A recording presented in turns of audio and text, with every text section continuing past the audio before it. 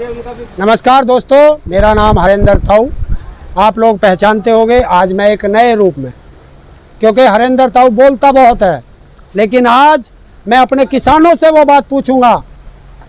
क्योंकि हो सकता है आप मुझे कहें कि ताऊ तो पढ़ के आता है, ताऊ दूसरों की बात करता है, लेकिन आज मैं बिल्कुल गांव के देसी किसानों से भी बात करूंगा और जो हमारे कुछ पढ़े लिखे किसान हैं मैं उनसे भी बात करूंगा।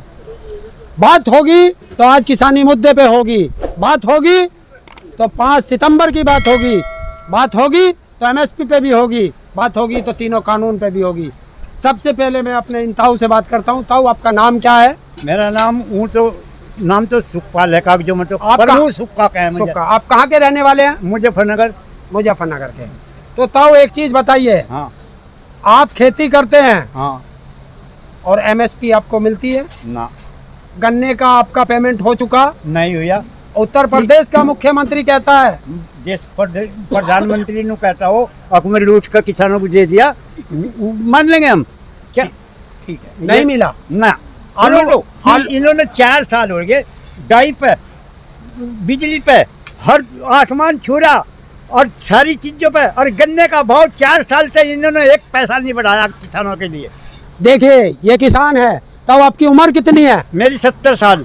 70 साल का किसान सड़कों पे और अपने गन्ने के पेमेंट के लिए।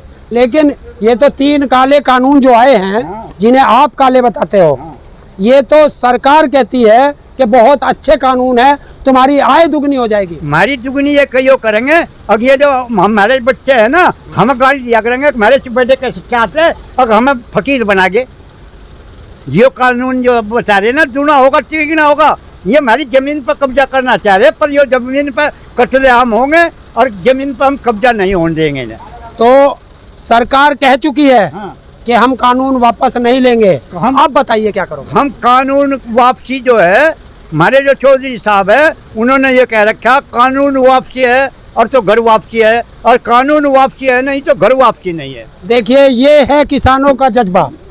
कानून वापसी मतलब बिल वापसी तो घर वापसी, और बिल वापसी नहीं तो घर वापसी नहीं। अब मैं दूसरे किसान भाइयों के पास चलता हूँ। जैसे ये गन्ने का है, गन्ने पे आपको 325 रुपये मिलते हैं, और वो कहते हैं कि 1,42,000 करोड़ रुपया हम किसानों को दे चुके हैं। झूठ बोल रहे। झूठ है सारी बात।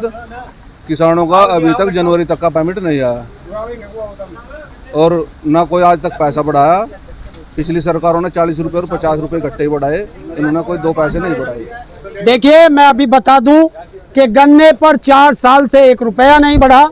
हाँ, सरकार ने इस किसान की जेब से 1 रुपया और कम कर दिया कि जो माल भाड़ा लगता था इनके गन्ने का, इनके सेंटर से और मिल तक जाने के लिए, उसमें 1 रुपये का इनके पेमेंट से और कटौती करके वो भाड़े में लगाई है, जो ये किसान अभी नहीं बोल रहे। मैं पूरी बताता हूँ।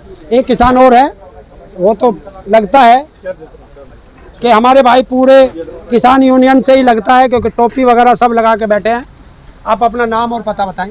हमारा शुभ नाम बीरबान सिंह है, किसान नेता सैफई इटावा से।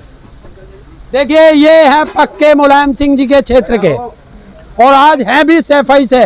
तो बात सैफई से ही शुरू करते हैं। आपके सैफई में मुलायम सिंह जी ने बहुत अच्छा हॉस्पिटल बनाया, उससे आप खुश हैं? उससे जो नेताजी की जो मान्यता रही है वो जमीनी स्तर की रही है। हॉस्पिटल से क्या है कि गरीब से गरीब, अमीर से अमीर सभी लोगों को इलाज का लाभ मिलता है। वो तो ये कहते हैं सब लोग कि नेताजी ने तो अपने लिए हॉस्पिटल बनाया। देखिए लोग विपक्ष के क्या क्या कहते हैं, वो चीज़ एक अलग है। 1947 के बाद हमारे उत्तर प्रदेश में जो भी हमारे किसान भाइयों ने मुख्यमंत्री दिए, किसी मुख्यमंत्री का गांव से परिचय नहीं है। जो मुलायम सिंह, आप जम्मू में जाके खड़े के पूछ लेना कि सैफई को आप जानते हैं, तो जम्मू का भी हमारा एक किसान बता देगा कि सैफई को हम जानते हैं, जिसमें मुलायम सिंह ने बहुत बड़ा एक हॉस्पिटल बनाया है। छोटे से छोटा किसान, मजदूर से मजदूर किसान, हर व्यक्ति को यहाँ इलाज फ्री मिलता है। तो मैं आपसे एक चीज पूछना चाहता हूँ।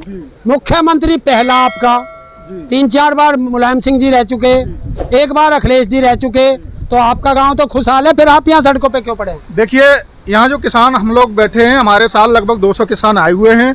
ये हम पूरे देश की समस्या है, ये अकेली सैफई क्षेत्र की या जनपद इटावा या मैनपुर की समस्या नहीं है। और इसमें हर जाति का शोषण है, क्योंकि जो सरकार ने काले कानून दिए हैं ये काले कानून बिल्कुल जला हुआ जीरा है। लोग कहते हैं कि इसमें काला है क्या, ये बिल्कुल जला हुआ जीरा है, इसमें सफ़ेद कुछ है ही नहीं। लेकिन हमारे देश के जो पीएम साहब हैं, बंद कमरे से अपनी मन की बात देश को संदेश पहुंचाते हैं। अभी तक इनके वक्ताओं ने या हमारे वर्तमान पीएम साहब ने उस काले कानून को देश के सामने उजागर क्यों नहीं किया। और उस समस्या के कारण क्या है, जब हम लोग एमएसपी मांग रहे हैं, एमएसपी इनकी सरकार की स्थिति क्या है, इससे जो पूर्व सरकार रही है तो मंडी का भाव और एमएसपी का भाव 50 से 80 रुपया का अंतर रहा करता था। जब से जो उत्तर प्रदेश मतलब देश में प्रधानमंत्री बने हैं, एमएसपी के रेट में और मंडी के रेट में लगभग 800 से 1000 रुपये का अंतर रहता है। मंडी में किसान को लूटा जाता है 900-1100 रुपये में और 1868 दान में बिचौलियों के द्वारा इनका भत्ता पूरा होता है। देखिए, ये बिल्कुल मैं आपको बता दूं, ये राकेश टिकैत जी ने जो कहा रामपुर के बारे में वो बिल्कुल सही कहा है। ये किसान भी बता रहे हैं और ये किसान चैलेंज भी करते हैं कि उसकी सीबीआई जांच होनी चाहिए रामपुर की।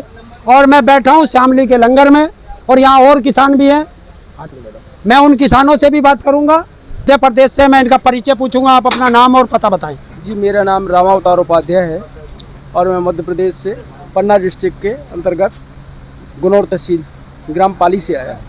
आपके आने का यहाँ कारण क्या है? कारण सिर्फ ये है कि जैसे टिकैत जी कह रहे हैं कि ये 3 कानून काले कानून है, वास्तव में ये 3 कानून जो है ये सरकार ने किसानों के हित में नहीं बनाए हैं और हम लोग परेशान हैं, हर तरीके से परेशान हैं। महंगाई देखिए आप कहाँ जा रही है और हमारे यहाँ भी गेहूं का रेट एमएसपी पे ख़रीदा जा रहा हो 1975 रुपये ख़रीदा गया।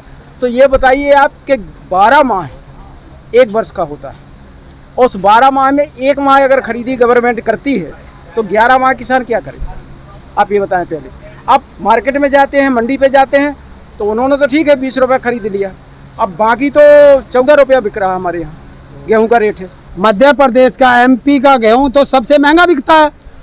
सर महंगा कहाँ है, 1400 रुपये मंडियों पे जा रहा है। देखिए, एमपी का गेहूं पूरे भारत में सबसे महंगा बिकता है, लेकिन किसान का वो 1400 रुपये में बिक रहा है। ये मोदी जी देख ले, सुन ले।